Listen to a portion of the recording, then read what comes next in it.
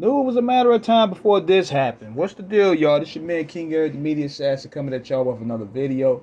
So check out this interview on the Justin Layboy show.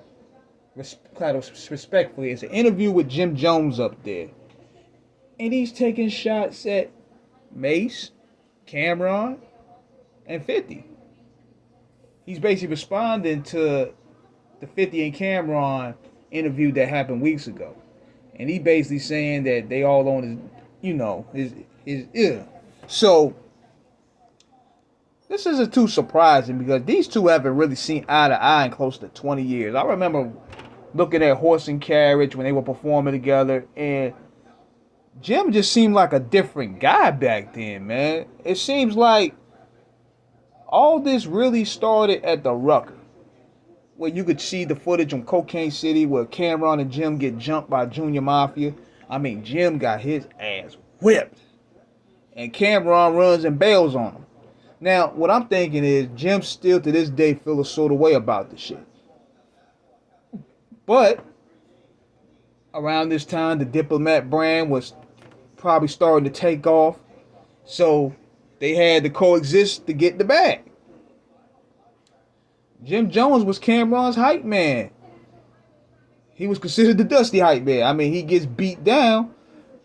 And you know, when you get beat down and you basing your rep off being hard, that's a humiliation right there. So what does he do? In the later years, you start seeing him, he start working out. He start hitting on weights. He start developing more of a chip on his shoulder. He became this more of an arrogant asshole. This too cool for school type guy that you see today, and we've been seeing it do his whole career. And most notably, he started embracing gang culture. He brought gang banging to the Diplomats with a non-tray. And keep in mind, Camron never endorsed, even supported it. But see, it looked to me that he started to develop the whole tough guy persona around this time period to compensate. Because you start seeing it during the Nas beef when he started talking crazy about, yo, I'ma Kofi smack you, Nas. Then he started talking about Mase. I'm gonna send you back to church. We in Harlem right now. We're gonna send you back to church. Bang, bang, boogie, tap, non-trade gang, bird gang, you heard? Then he started barking at Jay-Z. I'm gonna smack that Kofi off your head, Jay. I'm gonna put a cocktail in that 40-40, you heard? He felt he got there to go this route because he got violated. But then with that came problems. Had problems with True Life. Had problems with the Latin Kings. Had problems with the West Coast because a lot of West Coast people won't feel it in them bringing gang banging to the East Coast. And Camron had to inherit a lot of that shit. He got punched. He alleged got punched in the face by True Life because of it. So now it became a situation where Jim is feeling hurt by Camron's beef with 50, which is he felt was hurting his solo chances to get in the bag. Camron was probably feeling like Jim bringing this gangbang culture into the Diplomats is hurting his business. It's bringing more problems. So on top of that, Jim around 2006, 2007, when he started establishing his own identity, brought the Bird Gang, basically his own brand of the Diplomats, and was slowly trying to branch away from Camron, if you noticed. But the moment he popped up with 50 changed everything, and nothing was the same ever since then.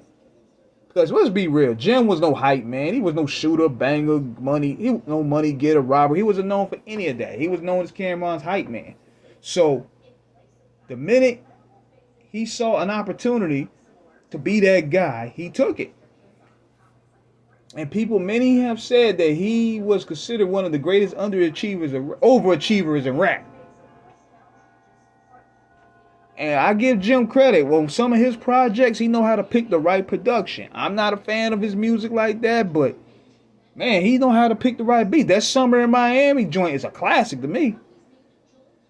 I mean, the Rider, I think it was called that first Bird Gang tape. But it seems as though when you listening to that, it seems as though he used a lot of those guys, those elements from Stack Bundles, Max B, um, all those guys from that crew to build his own shit up, to build his own swagger, to build his own style, because that's what a lot of these guys do. They take different portions of all these people from their crews and they make the main nigga out of that. And I'm thinking that's what happened with Jim. But I don't know where this thing gonna go. We know Camron and Mase gonna eventually start roasting this dude. It's something about to implode here. I mean, we already got the Outlaws breaking up. Now the Diplomats breaking up. I said, damn. But let me know what you guys think in the comments, man. Subscribe with the like button. Peace.